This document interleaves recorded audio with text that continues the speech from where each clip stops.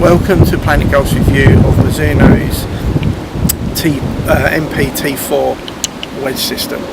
And I've got to say, as most of you know, the weakest part of my game is my wedge play around the green. So anything that gives me any help, I'll gobble up. It's such an important part of the game, and it's a part of the game that we don't take as amateurs too much care of.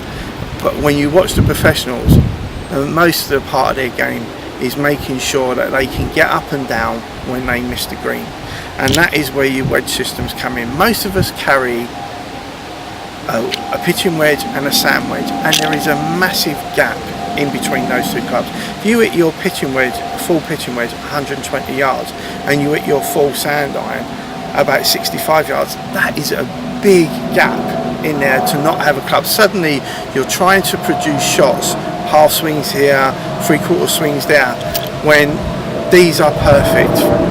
And what Mizuno has done, which I really like what they've done, from their 56 up to their 60-degree wedges, they've got they're wider, narrower grooves. So because you're playing half shots, they're trying to give you as much spin as possible for when the ball hits the green. But from their 50 to the 56 wedges, they've got narrower, deeper grooves because you're playing more of a full shot, so the ball can compress into the face to produce more spin when the ball hits the green.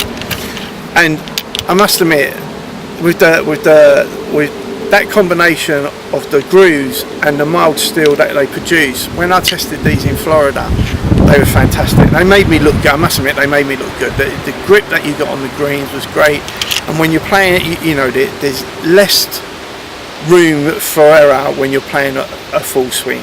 So, and that's why I recommend gap wedges to you. And there's everything about a full club I love. Plenty of feedback, you can feel what's going on, and with what they've also done here with the beveled sole around here and the bounce systems here, they're doing everything they can so you don't get the ball caught up in the grass at the point of impact. So so it just dribbles out and you duff it or knife it across the green. I do like a knife now and again. So anything that helps me, as I said, I love. And the guys at Mizuno are doing all they can. These ones are aimed at mid to lower handicap players. Mizuno do a great wedge system for higher handicap players, so if you're a high handicap player, then maybe give that a go.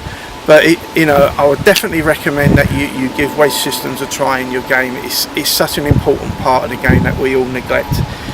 And I would definitely recommend you put the MP-T4s on your testing list. The black finish, everything about it, they look good.